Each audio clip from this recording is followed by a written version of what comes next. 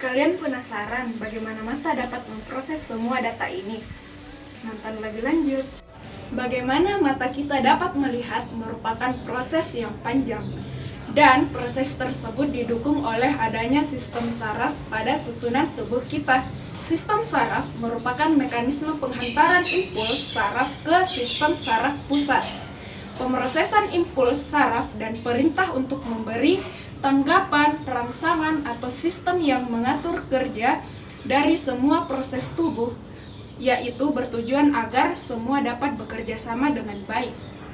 Terdiri atas sel-sel saraf yang bervariasi dan mencapai jutaan banyaknya. Uniknya, sistem saraf hanya terdapat pada hewan. Sistem saraf terbagi menjadi dua cakupan utama. Yang pertama ada sistem saraf pusat, yang kedua ada sistem saraf tepi. Keduanya mempunyai hubungan kerja seperti mata rantai yang tentunya berurutan antara reseptor dan efektornya. Cakupan yang pertama yaitu Central Nervous System atau biasa dikenal dengan istilah CNS, yang terdiri atas otak yang menjadi kontrol utama tubuh, dan yang kedua ada sumsum tulang belakang. Tidak ada bagian otak yang bekerja sendirian, namun bagian otak tersebut harus saling bekerja sama karena anyaman neuron-neuron yang terhubung secara anatomis oleh sinaps. Terkhusus pada bagian otak dikenal beberapa bagian. Yang pertama ada cerebrum, merupakan pusat pemrosesan informasi pada sebagian besar mamalia. Berkembang dari telencephalon embrionik yang mendukung pemrosesan data berupa auditori maupun visual. Cerebrum terbagi menjadi dua bagian hemisfer. Selain cerebrum juga terdapat cerebellum atau otak kecil yang juga tidak kalah penting. Berkembang dari bagian belakang otak yang dapat mengordinasikan gerakan dan keseimbangan. Juga dapat menerima informasi berupa sensoris dan dapat memonitor rangsangan motorik dari cerebrum. Setelah otak juga terdapat medula spinalis atau sumsum tulang belakang yang merupakan lanjutan dari batang otak.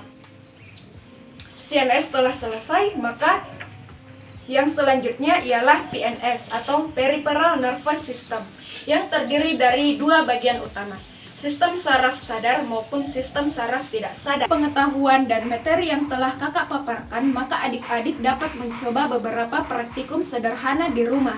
Yang pertama ialah dengan pengujian stimulan terhadap cepat tanggap respon saraf, yaitu dengan menghadirkan beberapa subjek, semisal 2 orang antara si A dan si B.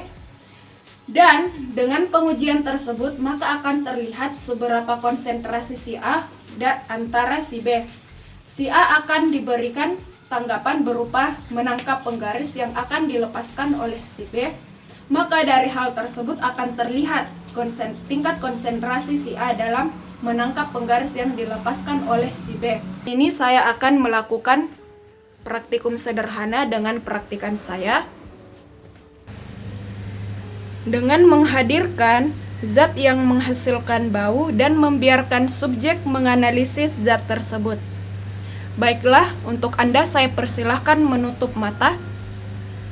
Selanjutnya saya akan memberikan suatu zat dan Anda akan menerka zat apa yang saya berikan kepada Anda. Anda bisa merasakannya? Tidak. Coba sekali lagi. Bisa. Apa? Bisa. Apa nama zatnya? Kopi. Baik. Yang kedua ada ini.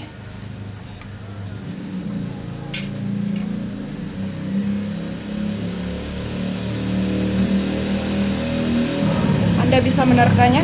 Tidak. Tidak. Bagaimana dengan ini? Tidak juga. Tidak. Ya. Baik. Baik, Anda sudah bisa membuka mata. Yang ketiga ada praktikum menguji keberfungsian otak kecil, yaitu dengan menghadirkan suatu surat perintah dan subjek dihadapkan sejarak 2 meter dari surat perintah tersebut. Subjek nantinya akan diminta untuk membaca dengan lantang sambil melakukan isi dari surat perintah tersebut.